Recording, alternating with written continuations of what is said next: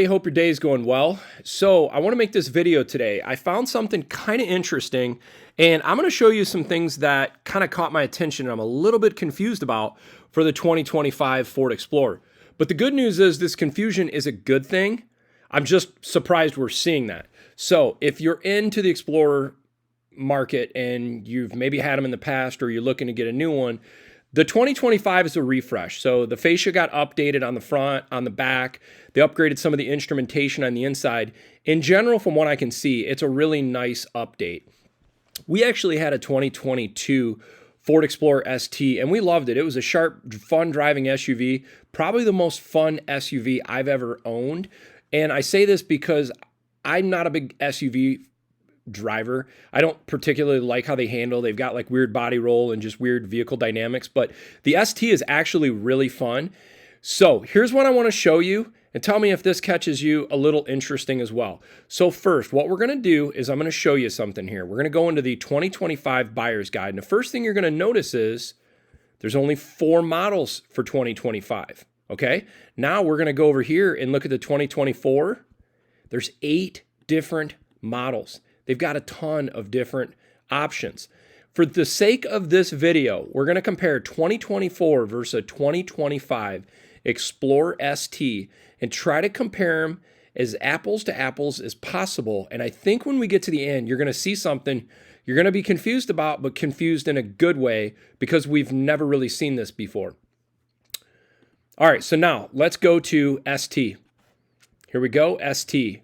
Now, just for the sake of the video, we're going to try to do the same color, and I'm going to try to do Star White Metallic, both a $795 option. The cool thing about this right now is if you look at this front fascia, you look at the grille, you look at the shape of the headlights, the fascia, the bumper, the LEDs. Now let's look at the 2025. This is a much better looking front end to me. I really think that little change looks great. And what I also like about it, these cues in this fog light area, you're going to see this is going to carry over into other Ford and Lincoln variants. I'll post a video on that in a few days. But now let's compare. We're going to make sure this is 4-wheel drive, 10-speed transmission. You see for 2025, there's only one equipment group. That's 400A. Kind of talks about what the options are, 21-inch wheels, heated steering wheel, and Ford Blue Cruise just for a 90-day trial. Now, what I'm going to do, okay, now here's also some, the back fascia area you can kind of see. Now I'm going to go and just show you some of the other options included. It's obviously got the power folding mirror, rain sensing wipers, twin panel moonroof. I'm not going for the black painted moonroof or the black painted roof. It's a $4,900 option, and it's not going to tell us anything in this video what I want to show you. Otherwise, options, it's already got the remote start, the performance brakes. It's already included with the Bliss system for cross traffic alert, universal garage door, and the unique blackout treatment, headlights and taillights. Now, if we go into the interior, now you sort of see where we're at here. Now let's go to the 2024. Make sure we're comparing apples to apples. There's the 4-wheel drive. Yes. Packages. Now, in 2024, there was a 400A and a 401A.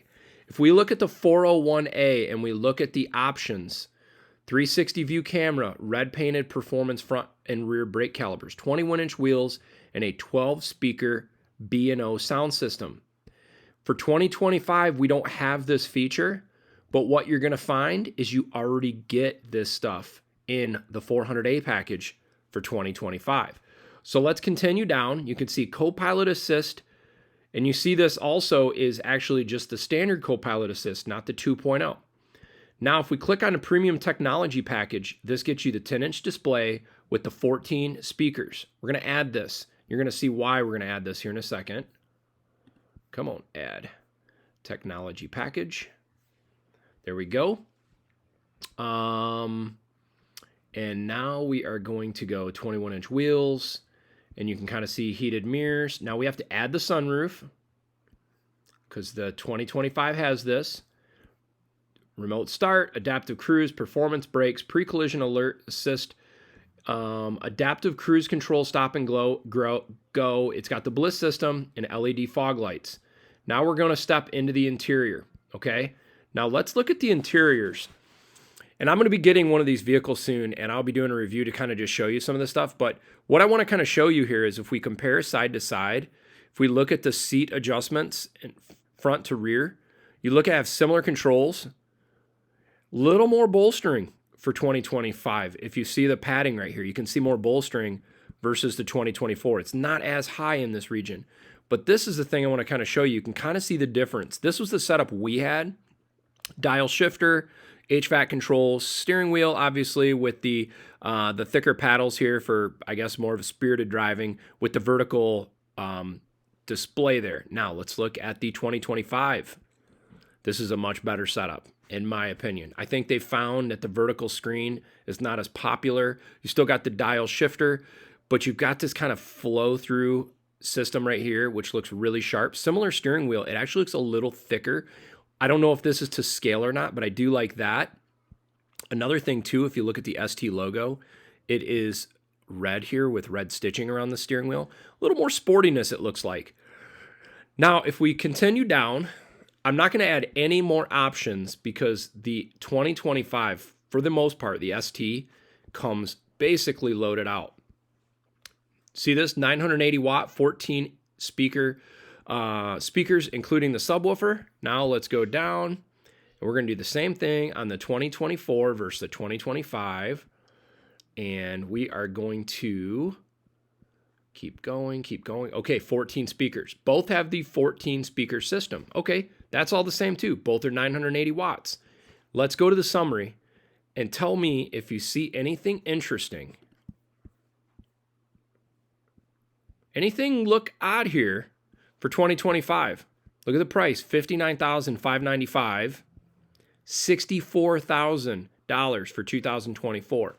Now you could say, yeah, but Barry, you're including the high trim level here, which is, you could say you're including the high trim level right here and say 21-inch wheels, 360 camera. You know, that's not fair because we're not including that in the 2025. But if we go up here and look at the options, 21-inch wheels, heated steering wheel, it's got the same ambient lighting. And if we go down into the options, the only option I'm not seeing, I'm trying to figure out how to get the black wheels. Let's add the black wheels. Maybe that'll raise the price up. See, I don't even see that option. You can't include the Ford Blue Cruise because that wasn't even an option then. Yeah, there's literally no extra options I can add into the 2025 to make it more expensive. So, point of this whole video was the 2025 Explorer ST, according to how I'm speccing out an ST, $59,595 versus $64,000. This is wild.